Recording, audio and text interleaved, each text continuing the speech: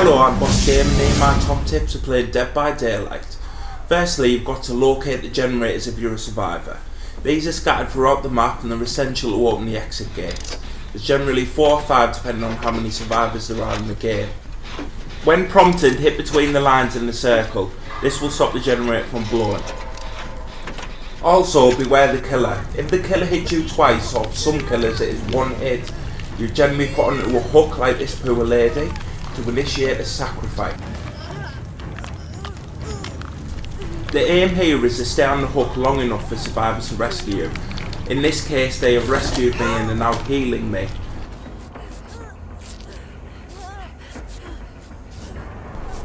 Another tip, have fun.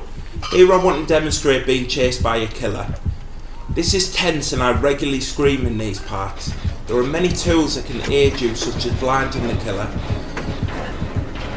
Spoke too soon there, but look, run, get out of there. Become Bruce Lee, be a ninja, get out of there.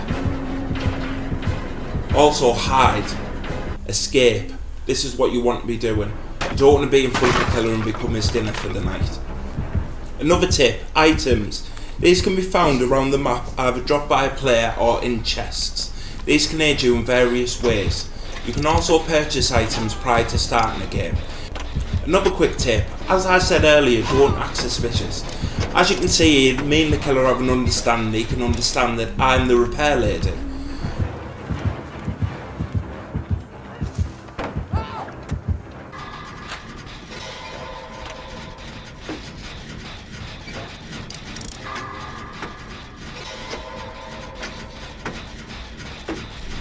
To the left of me is my friend Bert.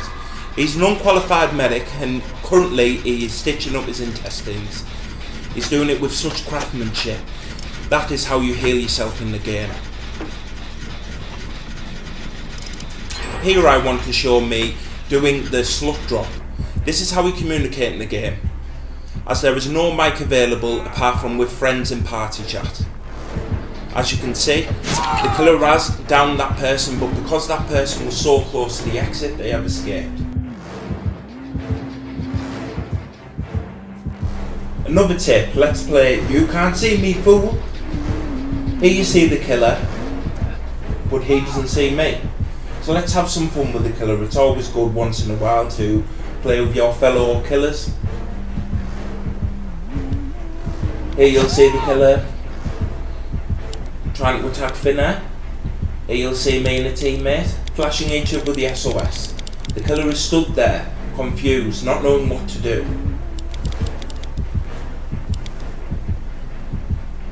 I know, I'm going to run away and get some hatchets. This is a perk that this killer has. SOS, come to me. Here the killer fancies some target practice. Close, close. Whoop! As you can see, the killer has run out of hatchets. Here I want to demonstrate when you do get caught by the killer. You can try and wiggle your way out, and in this case I wiggled out. I was the last person alive, as you can see in the bottom left with the skulls. Everyone else had died. What do I do? Is there any way I can get out? Here I'm running, trying to get out. Oh, there's a hatch. Boom! I've escaped. The hatch does become available if there is just you left in the game and at least 2 generators have been completed. Here I want to show the different survivors that are available. And here's the perks that you can add on. Items. These can be purchased through the blood web. Offerings. These can offer you double XP, for example, or can send you to different locations, closer to players, etc. The perks are very useful as well in the game because they can give you extra speed or quietness, or you can heal people faster, for example. Now, on to the fun stuff. Here's when you become a killer. In this case, we have Freddy Krueger in the dream world. 1, 2, Freddy is definitely coming for you. He's found one survivor, and what you have to do is bring them into a dream state. Once they're in a dream state, you can attack them. The only way they can get out of a dream state is by completing a failed action, such as repairing a generator and then it blows up, or trying to heal themselves like our friend Bert earlier, and failing at doing that could wake them up. Also, another survivor can wake them. The good thing is about playing Freddy is when they're in the dream state, you'll be able to see them throughout the map. If they get away, they will light up until they wake themselves up. Here I've caught her, so I'm going to bring her to one of my lovely hooks that I've created. I'm only joking, I didn't make them, but they're in the game. And I'm going to try and sacrifice this lady to the fantastic entity that is up in the sky. Here we go. So some people like to camp next to the hooks. I'm a bit different. I do like to give other players a chance. But sometimes it's good to always keep around the hook, because if somebody rescues the person on the hook, you'll be able to attack both people, for example, or you'll definitely be able to get somebody down. Now this person on the hook, it's their job basically to stay alive as long as possible on the hook in order to be rescued. So this guy here has decided to rescue off the hook. I've now tracked him, and this lady who was on the hook is running away. I'm going to go and get her once again.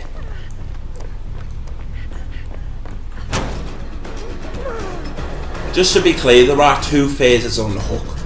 So once a survivor is put on the hook, there is a chance for them to get free, but it's a very slim chance of 4%. There is also, after that, the second phase. This is which the hook will actually send the spike straight through the survivor. In this phase, it's up to the survivor to keep pressing X if they want to try and live, for example. I'm using X because I'm on PlayStation 4. There'll obviously be different controls to different games. So they've got to struggle in that sense and wait for another survivor to rescue them. If another survivor doesn't rescue them, they will basically be taken to the entity for a good old time. As you can see as well, a generator is just blown up on the map. So failed actions by other survivors that will cause noises, and basically it'll show up in the killer view, and you will be able to go and track them and try and find them. So realistically, the killers are trying to get out, trying to repair the generators, trying to be quiet, and your aim is basically to kill them all. It's a nice family friendly game, I'll have to say that.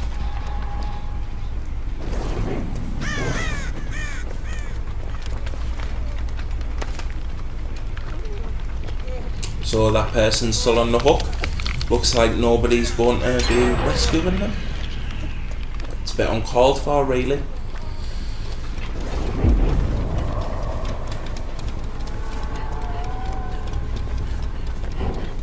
So they've been hit, they're injured, as you can see in the bottom left. Rescued them off the hook. He's just staying still, he's like, you know what, I've had enough. Oh, trying to go.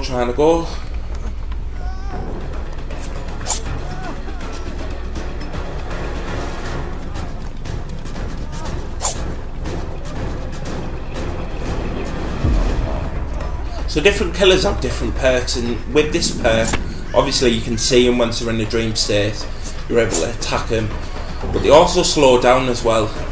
Different killers have different abilities. Some killers are easier than others, but some are harder to master, but once you have mastered them, they're a brilliant killer. Oh! She's just been clotheslined.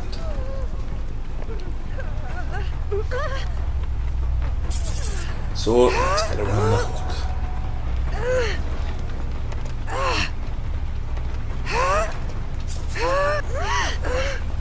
So obviously, if a killer has got... if a survivor has got off the hook, then, and you've actually captured them again by, attacking them and then getting them down and then putting them back on the hook, they will automatically go into the second phase, in which the spike will actually go through them and they will have to press a button to try and struggle in order to stay alive when the survivor gets them.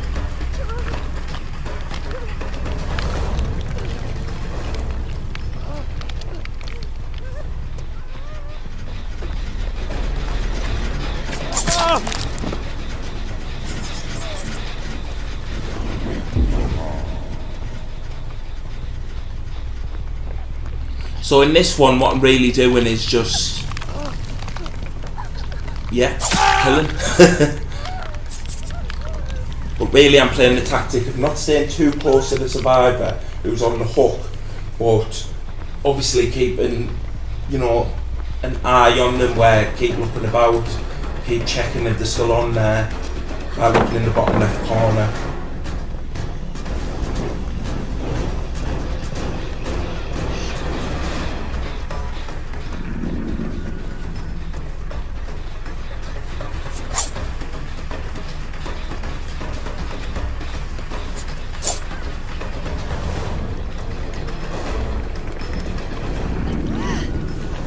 And I've got every single survivor at my leisure. I can do with them as I please.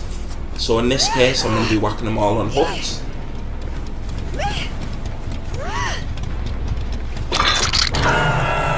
And there we go. So thank you very much for watching. I'm Boss Gaming, and if you did enjoy the video, please subscribe.